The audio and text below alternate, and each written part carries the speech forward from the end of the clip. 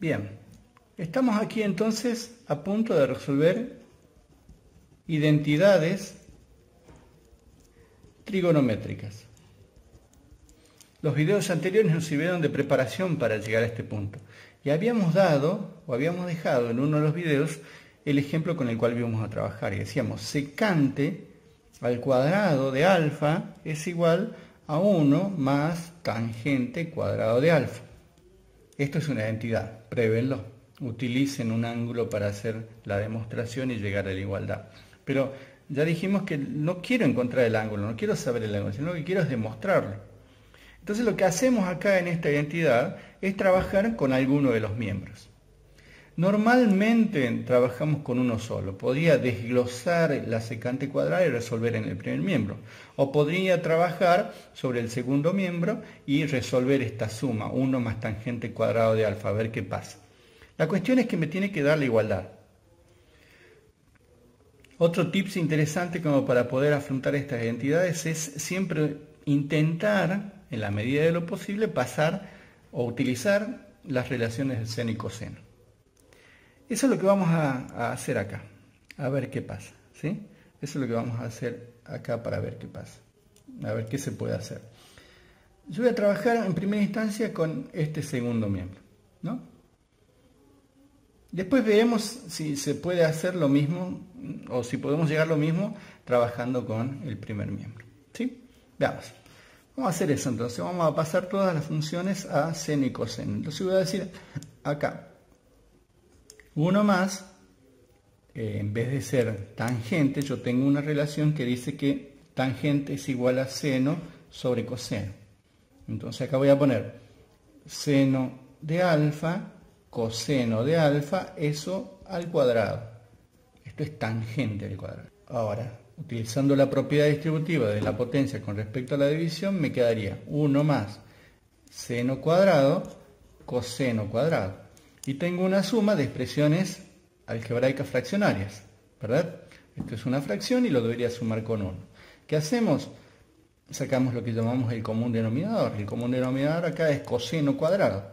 Coseno cuadrado es mi común denominador. Cuando lo divida por 1, me va a seguir dando coseno cuadrado. Y cuando lo multiplique por 1, me va a seguir dando coseno cuadrado. Coseno cuadrado dividido por coseno cuadrado me da 1. Y 1 multiplicado por el seno cuadrado me sigue dando seno cuadrado. ¿Qué es esta expresión que tengo acá arriba? Esta expresión no es nada más y nada menos que aquella que decía que seno cuadrado más coseno cuadrado es igual a 1. Entonces esto es 1 sobre coseno cuadrado. Este cuadrado es lo mismo que pongamos de esta forma, 1 más coseno de alfa al cuadrado. Y 1 sobre coseno habíamos dicho anteriormente que es secante. Secante, dijimos, es 1 sobre coseno. Entonces esto es secante del ángulo al cuadrado. Y esto no es nada más ni nada menos que lo que teníamos de este otro lado de la igualdad. Secante cuadrado de alfa. Entonces ya he demostrado efectivamente esta identidad. Trabajando sobre el segundo miembro. Sin tocar siquiera el primer miembro. Esa es una forma de trabajar. Podríamos hacerlo de otra, en realidad se puede hacer de múltiples maneras.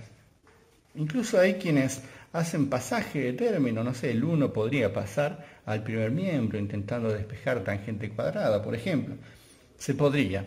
La cuestión es que hay que tratar de utilizar todas nuestras herramientas lo más efectivamente posible. Veamos si lo hago acá, de este otro lado, ¿no? A eso había dicho. Secante cuadrado de alfa es 1 más tangente cuadrado de alfa. Lo voy a resolver acá. Dijimos que esto es 1 sobre coseno. Esto lo voy a dejar acá, ¿no? Ya no lo voy a volver a escribir, ¿sí? Veamos. Entonces esto es 1 cuadrado coseno cuadrado. Si distribuyo este cuadrado en esta fracción. Esto me da 1, esto me da coseno cuadrado. Siguiendo los pasos hacia atrás, este 1 es seno cuadrado más coseno cuadrado del ángulo sobre coseno cuadrado. Distribuyendo este coseno cuadrado en la suma me quedaría seno cuadrado sobre coseno cuadrado más coseno cuadrado sobre coseno cuadrado. Simplifico esto y me da 1. Y esto efectivamente es tangente cuadrada, que me da exactamente lo mismo que tenía por acá en este lado, ¿no? 1 más tangente cuadrado de alfa, ¿verdad? Entonces acá lo que hay que tratar de hacer es agudizar un poco el ojo como para poder entender dónde poner aquellas definiciones o primeras relaciones que habíamos utilizado para tratar de resolver este ejercicio. Hagamos uno más y después ya queda el desafío para que ustedes lo puedan hacer solos. A ver, presentemos esta que dice 1 menos seno del ángulo por coseno del ángulo por tangente del ángulo. Esto es igual a coseno cuadrado del ángulo. ¿Qué se les ocurre? A ver, piensen un ratito. ¿Qué intentaríamos hacer?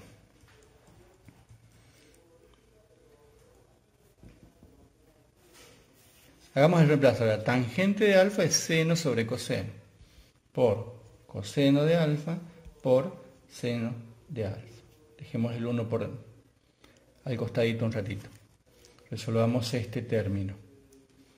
Como está así, uno puede hacer lo siguiente, puedo simplificar, ¿verdad?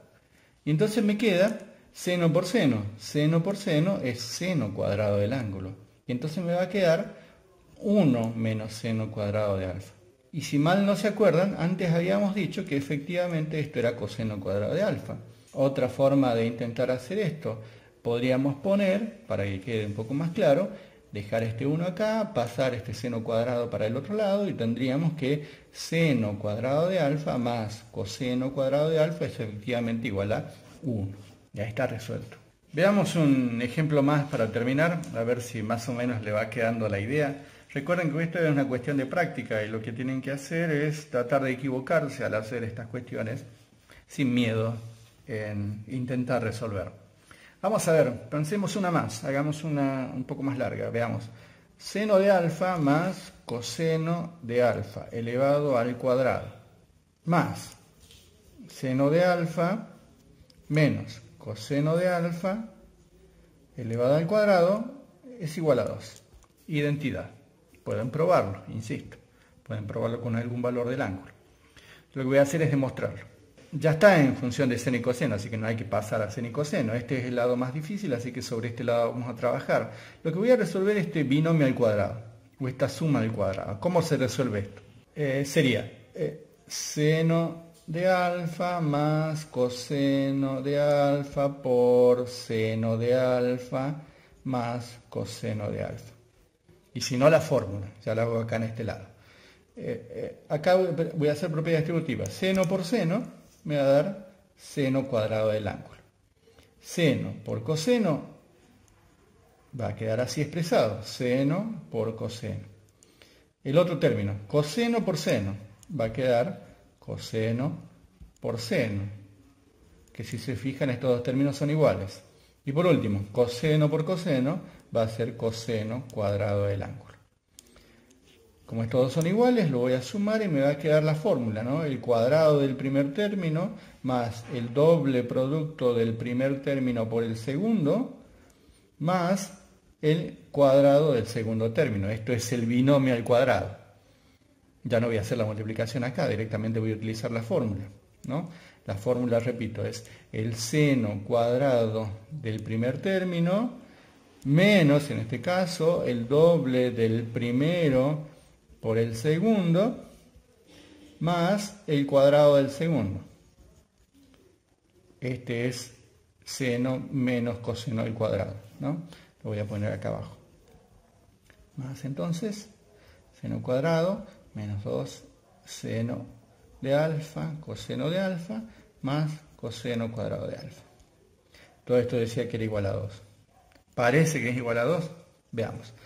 Este término con este término, uno es positivo, el otro negativo, así que esto puedo utilizar la propiedad cancelativa. Y me va quedando seno cuadrado de alfa más coseno cuadrado de alfa más seno cuadrado de alfa más coseno cuadrado de alfa. Esto es igual a 1. Y acá más 1. Y 1 más 1, 2. Que es el resultado efectivamente que teníamos de este lado. ¿Verdad? Con lo que llegamos a demostrar esta identidad trigonométrica.